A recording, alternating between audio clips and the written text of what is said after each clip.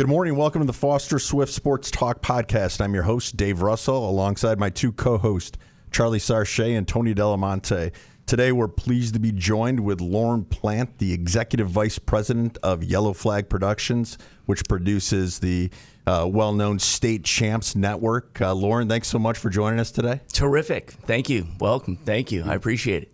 Yeah. So, my first question is, State Champs been around for a long time. I think its popularity is huge right now. Can you just kind of tell us the history of it? Well, 2027 will be 25 years of state champs. So we have seen many generations of student athletes. It's interesting when I meet people who now have kids in high school who I covered in high school. It makes me feel old, but it also is very special. And it's something that both a father and a son, or a mother and a daughter, or all of the above can enjoy together. The aforementioned, before we started recording, Lou Battanti had a dream that he really wanted to have a production, a show that people could feel was very, very important in their lives. And as anyone who's played high school sports know, it is one of the most, impactful signature times in their life. And we wanted to celebrate it. And he made it very clear when State Champs began in the fall of 2002 that we wanted to make sure that we covered all sports, that we gave as much equal time as we could to both boys and girls high school sports, and that we wanted to celebrate. This was not going to be something where we were going to be talking about anything that was controversial or negative. We wanted to just celebrate and put a spotlight on these kids who work so hard, and not only the student athletes but the coaches, and celebrate their sacrifice and their commitment to shaping really who we become later in life. So sorry, I didn't mean to cut you off, Charlie. I was just going to say, I think what strikes me about State Champs is how professional it is. I mean, you've won many Michigan Emmy Awards, and your production quality is so good. Is it just grown organically, or can you talk about that? Yeah. So we always say we may not be ESPN, but we can look like it, and we can act like it. And I think that's important for anything you do in your life. Elevate whatever it is that you're going to do in your life, and do it to the best of your ability, and surround yourself. We're so blessed that we've had such incredibly talented professionals who have either made their start or joined State Champs over the years. And we pride ourselves on doing that. We have, again, under, Lou and what we've put together as a group, it's important to make the investments. We take it very seriously. It is, a 365-day life for us, not just, during the school year. And it's important for us to show everyone that, when, say, anyone can go back and relive, say, a highlight or a moment in their high school, that they can look back and it's not a shaky cam, or, it's something that looks great and really tries, at least in our end, to capture that moment. And so we've made a lot of investments into what we're doing, and we continue to do that. State Champs is about to just hit another level because we are committed to the cause, and we've got a great partner in WDIV Local 4, and we came back to TV recently, and just everyone on the team, and it really is just a lot of passionate individuals doing what they love.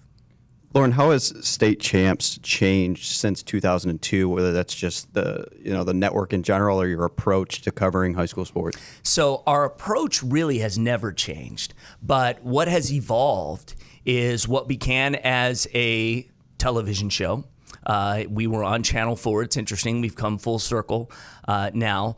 was a television show for many years. We then, we went through the kind of financial crisis of 2006 through 2010. And so we navigated those waters, kind of went on some different networks. As we moved through the 2010s, we realized what State Champs began was more of just a program that focused on Southeast Michigan sports. And we then evolved. We said, we want to take this statewide. We think we, have a great model and we understand what we're doing. So in I believe it was 2014, we went to Fox Sports Detroit, took the program now to a statewide audience. A few years later, we even went into Indiana. We had a State Champs Indiana program for a few years. We went into Ohio, had State Champ. We had really big dreams but sometimes with those, you realize that maybe we went a little too fast. Then, of course, COVID hits. We realized that, okay, everything is changing now.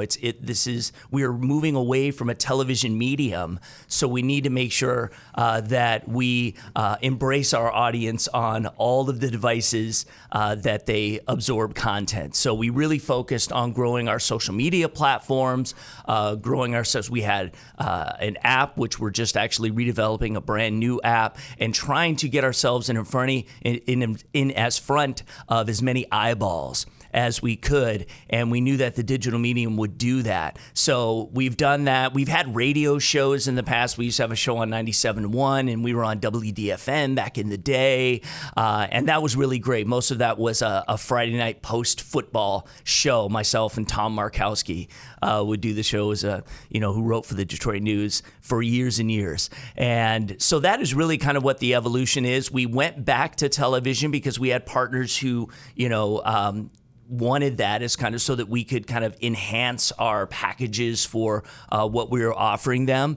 And so, we've done that now. We're going into our second year there, but, we're in all the spaces. We try to be in as many spaces as we can, and we try to cover as much as we can, and we just try to, and then we branched out into programs like the DAC Athlete of the Year Awards, and we did several documentaries. So we're always evolving, always changing, and always trying to do things that we think are unique in this space. How did you get linked up with State Champs? So how did that happen? Okay, so I was born and raised in Los Angeles, California.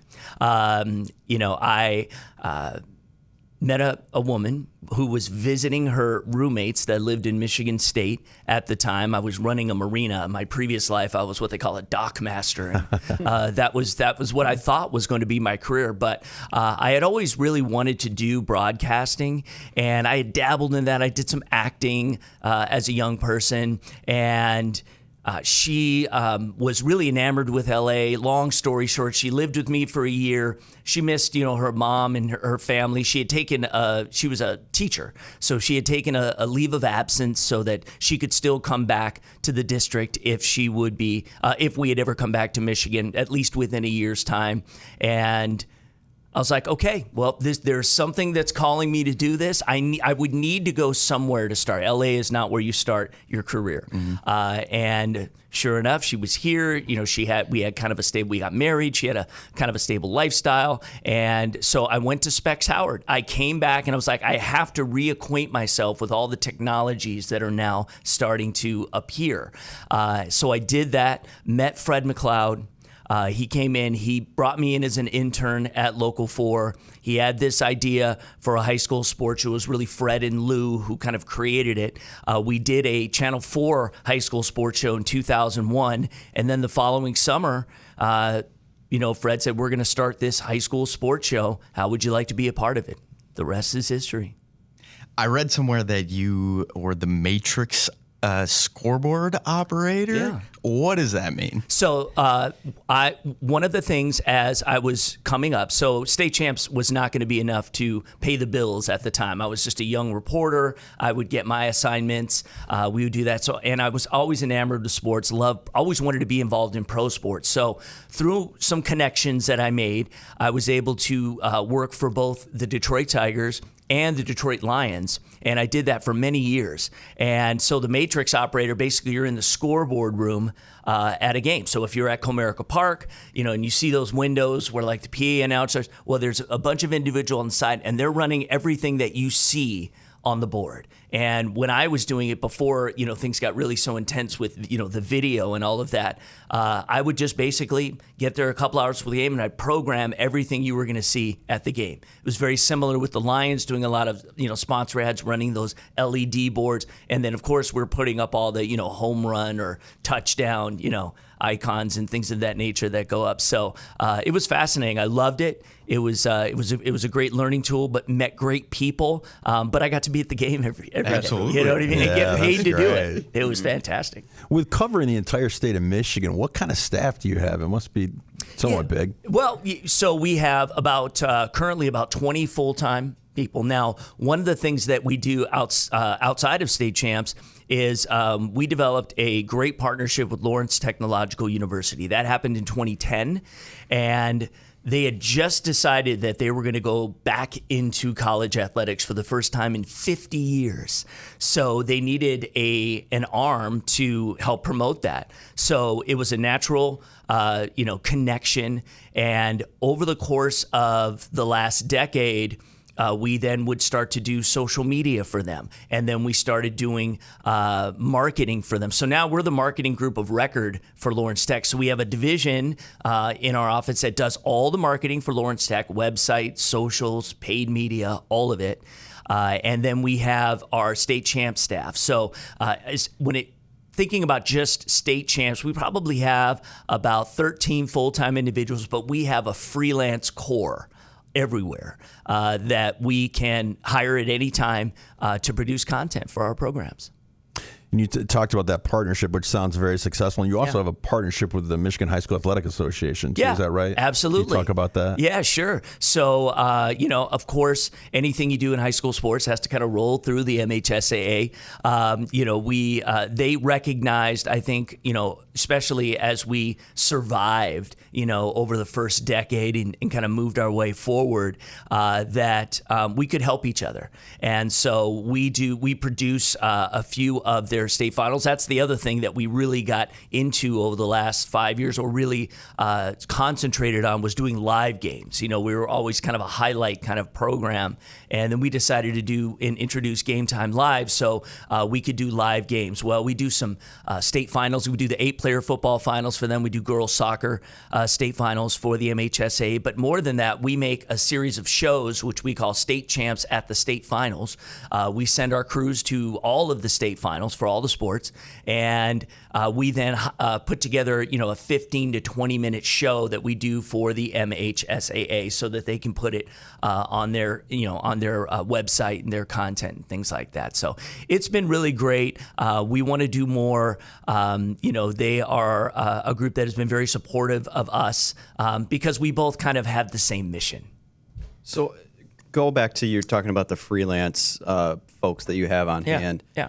Are you just hiring people throughout the state to go and just get, highlight clips and stuff that you can compile later for the show? Yeah, and for social media, we have over the years, you develop relationships, and we are so blessed that we have a number of individuals who have been filming games for us for some well over a decade. So we've developed these relationships, and one of the things that we've also done is to kind of help news stations. So we'll help each other. So let's say it's a Lansing station, and they know that they have a big game or something that they want to feature. We'll film a game. We'll share highlights with them. They'll share highlights with us of things that we can't get to, and over the course of the years, we created relationships with some of these individuals, and they're allowed to do some freelance work. And we also have individuals who reach out to us from various areas, and we vet them, make sure that they can do, if they've got the cameras and the type of quality of what we're looking for, and we'll bring them on and raise them up. Was there a moment over the last 20 years where you or Lou sort of realized, hey, this thing we've been building, I think it's going to last. And, I think we're doing all right. Yeah. I mean, was there like a singular moment? Either singular I mean, we've always believed that this was going to work. We never said to ourselves that even through some of the hardest times when it was really difficult to find sponsors and, we had a very small staff. There's a gentleman who works with me named Jonathan Kidd who literally has been with us since the beginning. But we always believed that what we do matters, and that we were going to evolve and we were going to last. We were in it to win it, as long as we can continue to convince those companies and partnerships that would want to invest in what we're doing. We always have the challenge, and a part of a lot of what I do now is in the sales realm, is that we need to, there's a lot of these companies. We'll use Hungry Howie's as an example, who has been with us now for just about 11 years. And, there's so much competition for the sports marketing dollars. So, you've got the Lions, you've got, the pro sports, you've got the major college sports. So you've got to go in there and convince them that, this is something that is great for the community. And if you think about it from a business sense, it's very smart. Because where do brand loyalties begin? Well, they begin a lot of times when you are in high school. Let's say you want to buy a car and you go to a car lot, or your dad takes you to a car lot, or your parents. If you have a great experience and you do that, you'll probably come back to that car lot for the rest of your life. So they've built a customer that maybe they would not have normally if they did not see the content through the state champs prism. So that is a big reason why we continue to exist. Now, because we have had such a concentrated effort, we have staked our flag in the ground saying that we will be at 500,000 followers by the end of this year. We now have a lot of the analytics and the numbers so that it makes sense, not just emotionally, but it now makes sense from a business perspective to be with us. And we've got great testimonials, and case studies of companies that stay with us. And why do they stay with us? Because it works. Where do you see the future of the production of the live game going? As a crazy lacrosse dad, Yes. I appreciate NFHS. I think I said that right. Yeah. But a lot of times it's a camera that they have on top of a building. Pixel-lot. Yeah, right. And it's tough to watch. But I appreciate that there's anything, right? Sure.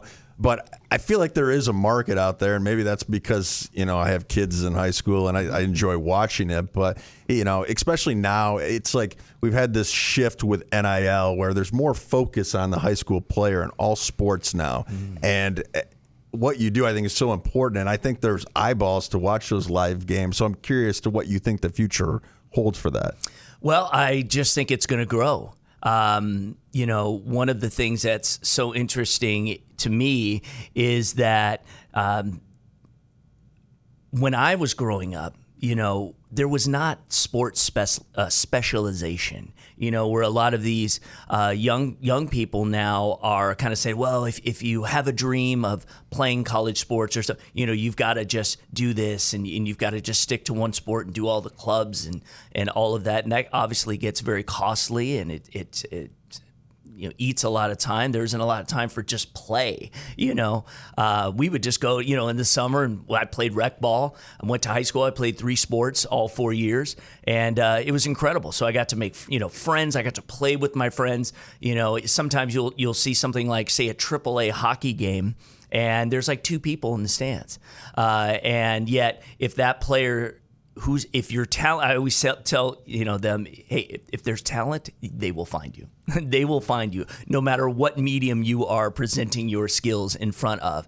So as more and more are coming back to high school, they get to play now in front of the student body. And it's electric, and the rivalries, and all of a sudden they go, oh my gosh, this is what it's all about.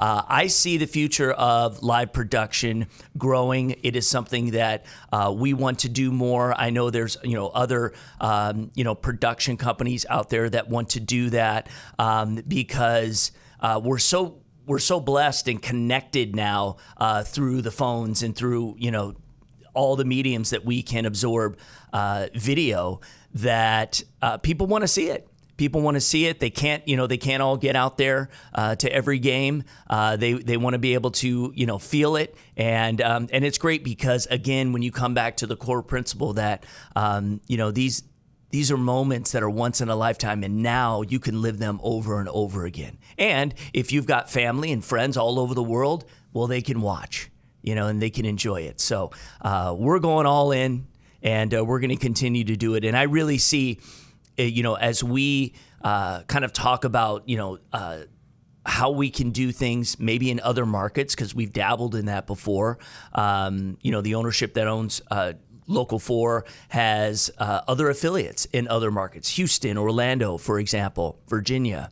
And we think the live game experience is where we're going to do it. One thing that we're doing now, if you don't mind, is we have another, I'll call it a product. We have another show that we call State Champs Score. Now, what Score is because as we were thinking, especially with groups like the NFHS who are doing so much, you have access to a lot of games.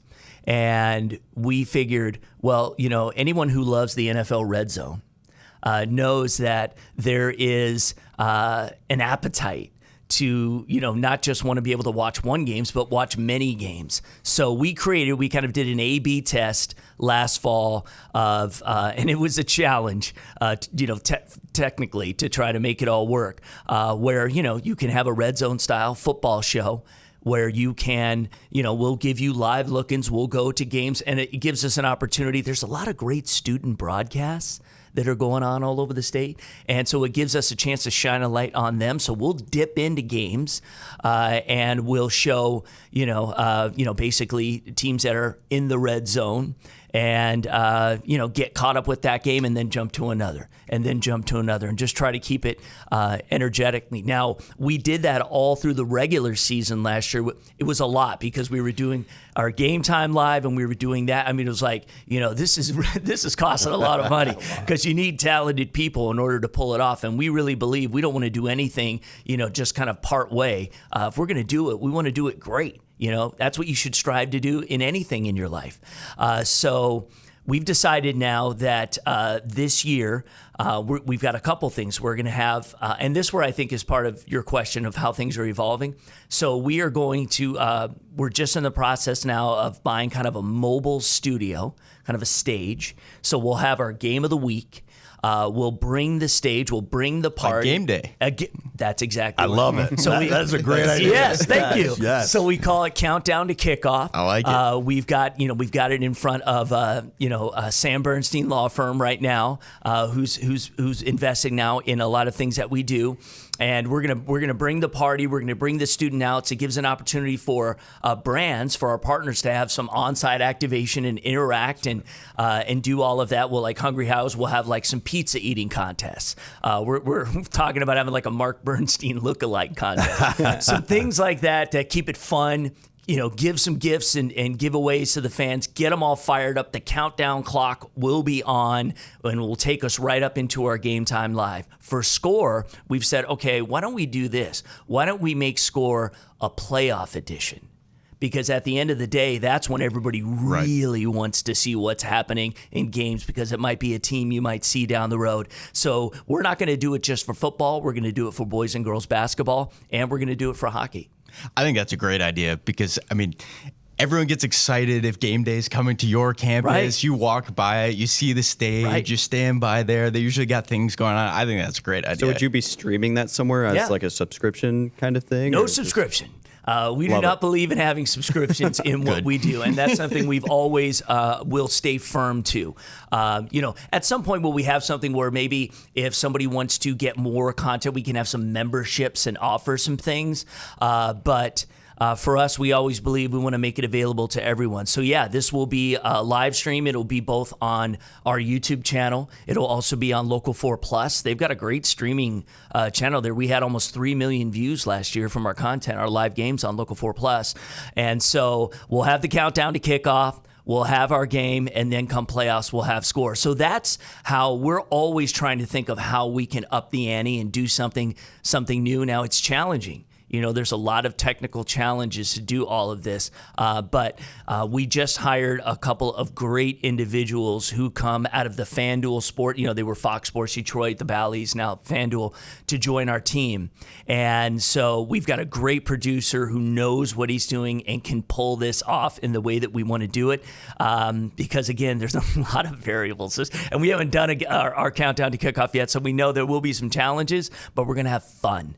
And at the end of the day, that's what it's all about. So when will that start?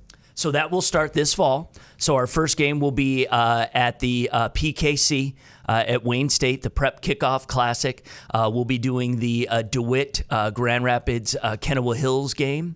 That will be the first one, and then we'll start the road show. In fact, Sam Bernstein, call Sam. They're going to make shirts where they'll have the matchups for every week, and on the back, kind of like if you go to a concert, it'll have the list of all the games that we're going to be at. So that's great. We might have to have Coach Zimmerman back on to talk about that. Yeah, absolutely. That's cool. Yeah. And none of them even know this is happening. Really? No, just because we're still working. I always believe you've got to say it into existence. Yeah. So while we still have some things to work out, we're gonna do it. But I think it's going to be an amazing thing for the fans, and it's just going to, again, just try to capture the energy. When we're speaking football, of what Friday Night Lights are all about. And people remember that, people feel it, and you, as a high school dad, that once your kids are in high school and they're playing sports, whatever, you are in it just as much. So you're just as dialed in as everyone. So we think it's really going to take off. So we're going to have the panel. You'll be on there. Yeah. Who might be on there with you? Would you guys do guests too? Yeah. So, again, I think it's going to be a format that is going to, change and expand as we do it. We're only, we can only have so many mics on so many people. But yeah, I would say I will host along with Patty Cesarini, who is the host of our high school sports show, and she is our sideline reporter for our Game Time Live games. We're working on hiring another individual who will kind of be in the crowd, kind of running our games and having fun with the students. And we'll have, say, for instance, so Sean Belizian and Brady Beaton are going to be our team for football, so we'll have them on early. We want to have the coaches come on, try to get them early so they can get back to focusing on their game. And we'll have some of our partners, be involved. Hopefully, we're going to have some guests, maybe some alumni who maybe are attending, have them be a part of it. Yeah, I mean, it's open for whatever the moment calls for. Tony's trying to get a Brother Rice invite is what he's trying to do. Exactly. We'll have to call you up. So I will say that this year, another thing that we're doing is this is the 100th anniversary of the Catholic League. Nice. So that is going to take place all year long. So we're doing a documentary on the Catholic League, and we are going to be covering the volleyball championship live. And what was it? We're doing volleyball, basketball, and then we will also this year at Ford Field. It's not a championship, but the Brother Rice Detroit Catholic Central game will be the 7 p.m. game, week 9. Yep, at Ford Field. And we will be at that game. So that's awesome. That will be the culmination of everything we've done all season. So hopefully we're going to have the format down locked by then. Well, you mentioned documentaries, and I think that's one of the things that State Champs does a really, really good job of is like making these specials highlighting coaches or teams.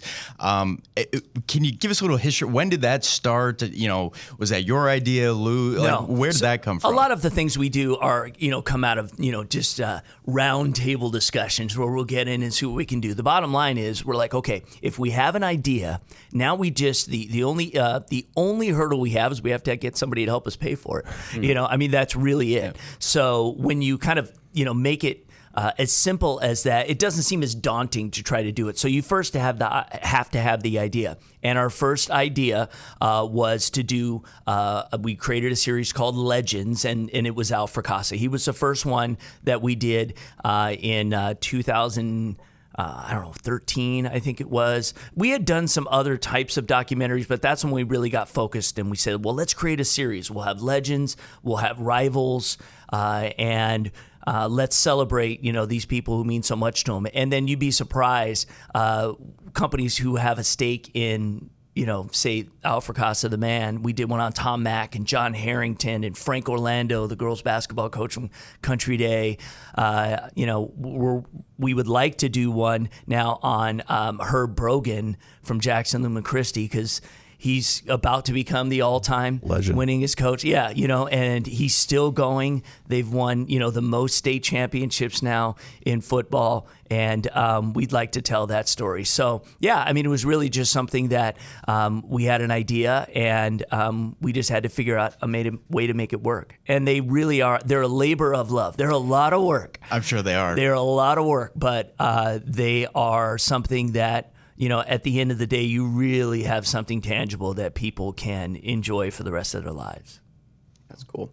Lorne, we've talked quite a bit about, how production of your show has changed over the years. What have you noticed about, how the modern day athlete has changed? We had Alan True on, and he talked about how he used to watch DVD highlights. Obviously, social media has been introduced, and that's kind of changed the game. Athletes really care about social media now, and then with the introduction of NIL, that's changing things. How is the athlete changed that you guys are covering? Let's be clear, it's PBA in high school, professional you're right. branding activity. Mark, you will yell at us. Yeah, they can't call it NIL. It's changed a lot.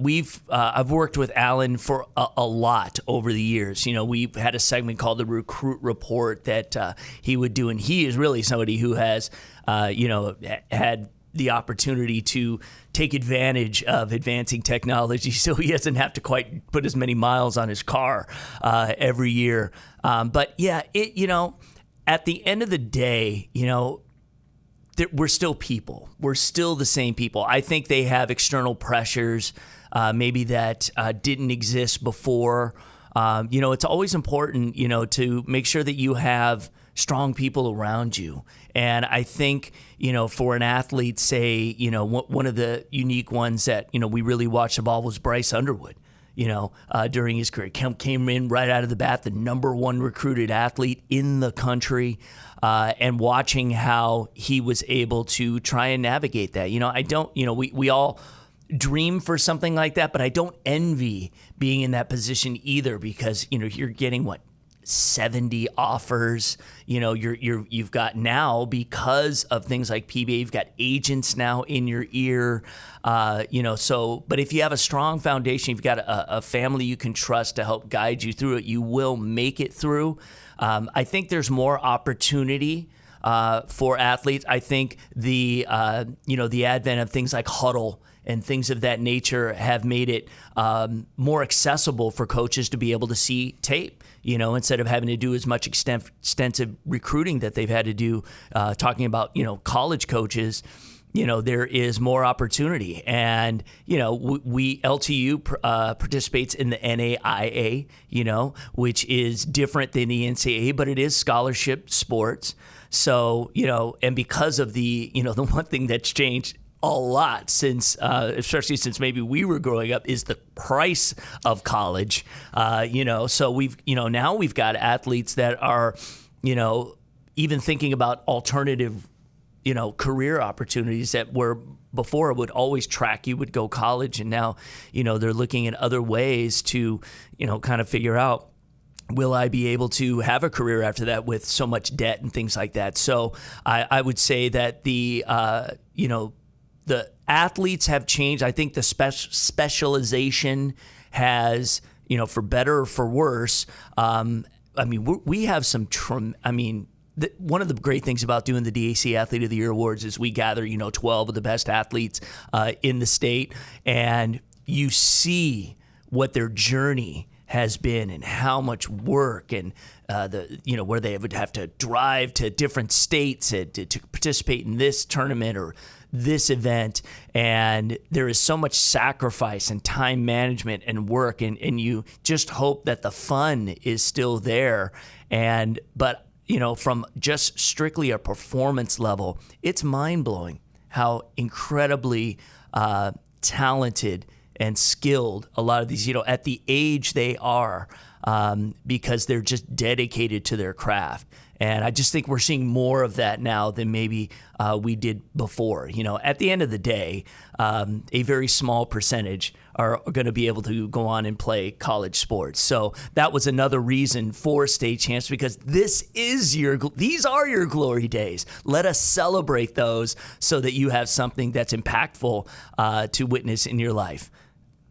What advice would you give to athletes that are getting interviewed? I don't think that's something anyone really prepares for. We had Andre Hudson and David Thomas on last episode, and Andre was joking that Cam's at St. Louis now and they were playing Michigan, and he had an interview, and I don't know, he said something that was controversial, and Andre was joking, up, yeah, and he said, he learned a real lesson there. So what advice do you have to athletes?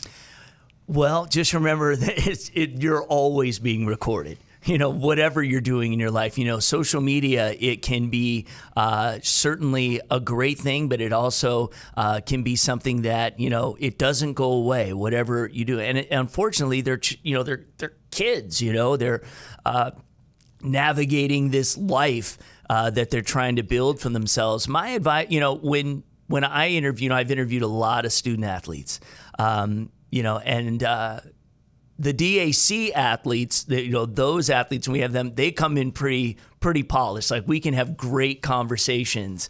But for a lot of them, they are just trying to figure it out. But, as long as you're authentic, if somebody asks you a question, answer it honestly, but, answer it respectfully. Try to put your ego aside. Viral moments can certainly raise your profile, but not always in the most positive way. So just, be careful. You don't need to be guarded, but be honest with, conversations that you're having, especially, when we get someone who's right after a game and they've won and they are in the heat of the moment and they are feeling it. Most of the time, I will say more often than not, if we're not doing a live production, let's say, if we're just doing, say, a game, and we're going to put some sound bites on after the highlights, if it's something that is just ridiculous, we'll just tell them, we're not putting but thank you. Good luck with everything you got going forward. Should interview Dave after a high school girls lacrosse game. No. I know. So, but at the end of the day, they're just excited, and you want to celebrate that. So be authentic, be true to yourself, and speak from the heart. Don't speak from the ego. And people resonate with that. Are there a couple athletes that stick out in your mind that you cover that you're just like, wow, like, you're unbelievable, whether either from an athletic perspective or someone who really just impressed you, from a character perspective? All right, you're putting me on the spot. That's a tough question, Tony. Yeah. There have been so many. Some of the ones that have resonated, well, I will say, let me just think for a second, because, we cover all sports. There's so many things, and my mind goes in so many different directions. But let me think. So I'll give you a primer. Yeah. I was told to ask you about Brandon Graham as one of the early big athletes that you covered. Oh, Brandon Graham, terrific. So he played at Crockett. We go over there, Crockett was not in the best neighborhood. We roll over there and to do a story on him, and he was electric. It's like, it was Brandon Graham, and then it was Will Golston, who was at Detroit Southeastern, had such an interesting enough, both of them, very long NFL careers. And both were unique and fun in their own way. But just Brandon Graham's just such an impressive individual. Mike Martin from Detroit Catholic Central, another really, really impressive guy. We're talking about doing something with them. They do a really great program. They call it Battle for the Houses. And it's TJ Duckett on the Michigan State side, and it's Mike Martin on the Michigan side, and it's for Ronald McDonald House. So, and if anyone is familiar with what the Ronald McDonald House charities do, if you say you have a child who is, say, in cancer treatment or has to be, say, in Ann Arbor, and you don't live there, they provide provide homes for the families to stay in while their children get treatment. Just amazing. But they've kind of built a rivalry now out of trying to raise the most money for each house. And we're trying to craft something together so that we can continue to promote that on their program. But Mike Martin is wonderful. I mean, there are just so many. It's like I'm going to walk out of here and then a flood of names are going to. But there have been, Lily Williams. Yes. Who we had her on. She's great. She's awesome. Yeah. I could talk to her all day, and she is so comfortable in her own skin. For someone who towers over me, and she has got the right perspective. And again, I think it comes from family and your coaches and how you're raised. She is.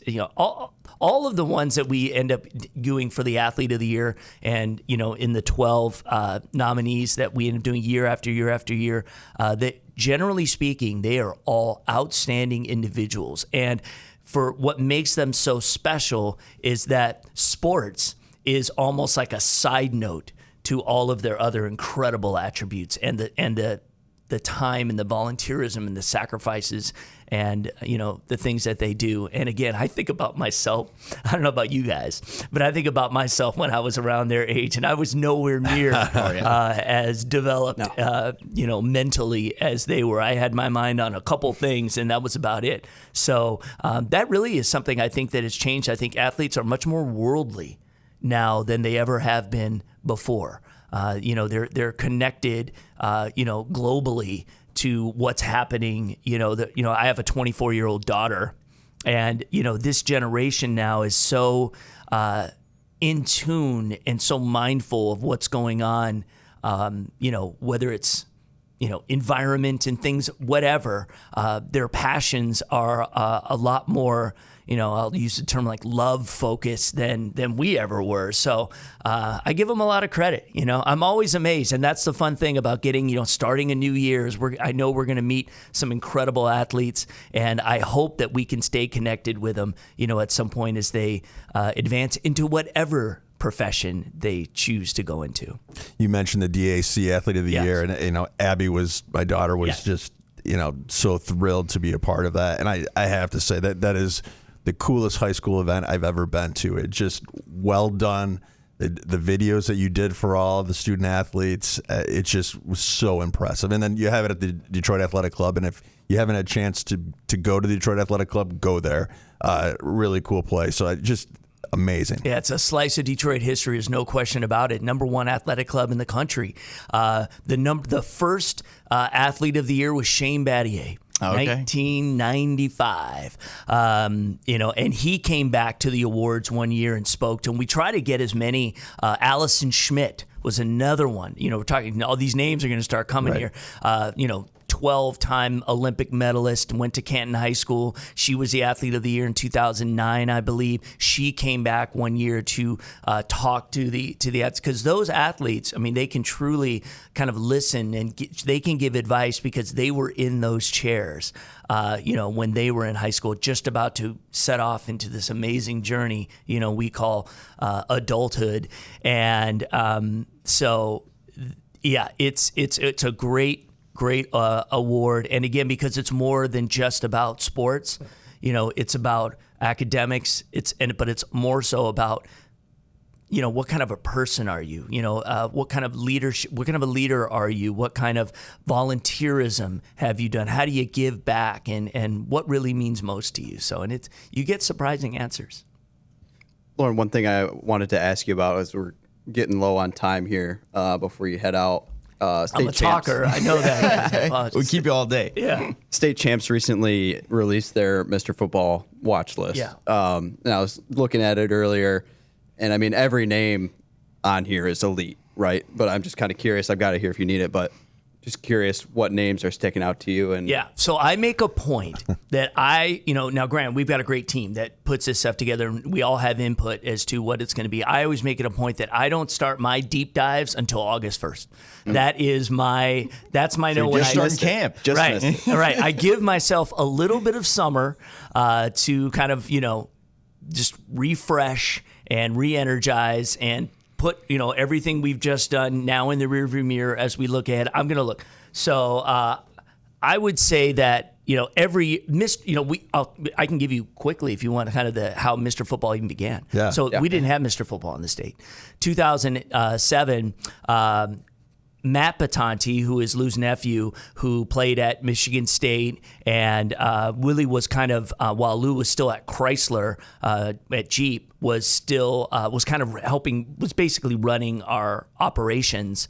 And he said, we don't have Mr. Football, let's start it. Metro PCS was our first partner for that award because we're like, we've got to recognize these athletes. There isn't anything, there's kind of an AP, consortium, things of that nature. We started, we got to make sure we get the fans involved. We got to make sure that somehow we don't want them to determine who it is because that's not right, but we want them to have a say in eventually who might be Mr. Football. So we created our list, we created our criteria. You can go to our website and look at our voting pages for our various Player of the Year awards. But we said, whoever is the people's champion at the end of the year, they will have an automatic spot in the Final Four, and they will have a 20% advantage to win over anyone else. Now, how often has that paid off? Well, one time really, we had Cody White of Walled Lake Western. This is 2016. Cody White of Walled Lake Western, and we had Donovan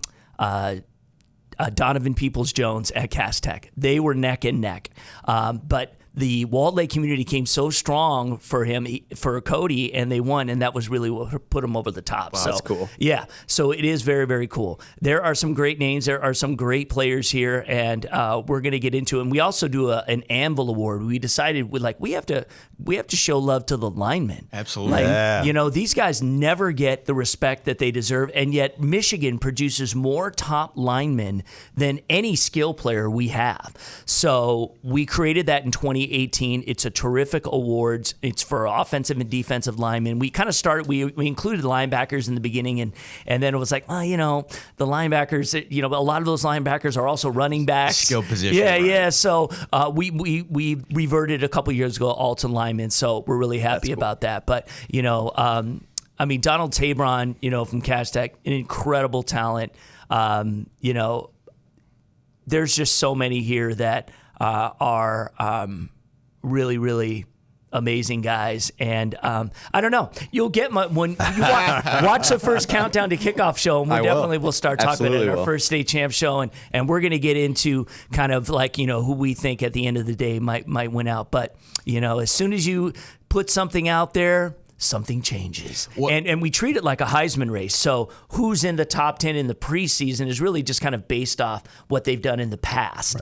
Right. All of a sudden, we have some guys that will, maybe we're on our watch list or something, will come rise up out of the gate. We'll move them in. Somebody will fall out, and it can evolve all season long. That's awesome.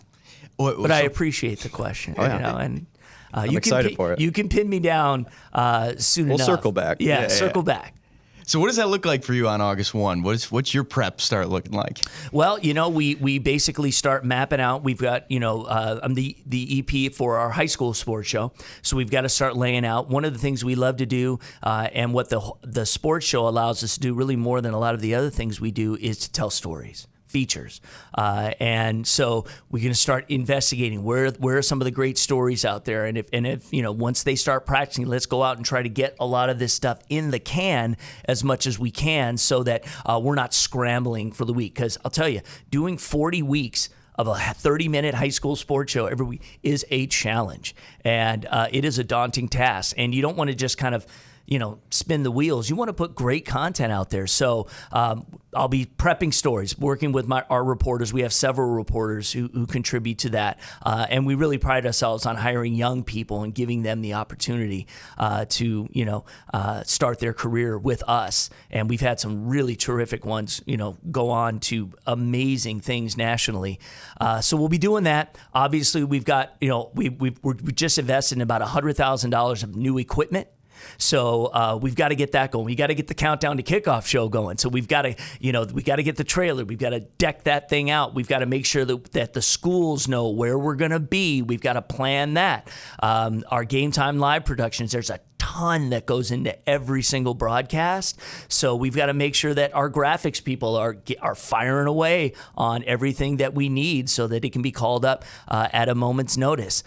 Then we'll be looking at, down the road, okay, staffing. We've got to start getting our freelancers in order. We got to start thinking about what games we're going to cover because we're covering all sports and what that ratio will be. So there's just so much that's involved once we get into it. But again, if you love what you do, I tell people all the time, figure out what you love to do and then just figure out a way to get paid for it. You'll never work a day in your life, right? Absolutely. So I follow, obviously, State Champs on Instagram and X, but you've mentioned a couple other things today that I didn't know that I could watch, on YouTube and other things. If folks want to follow you, where can they find you?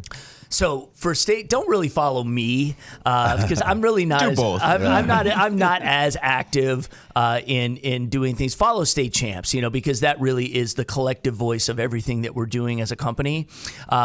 So yes, Instagram, Facebook, X, TikTok.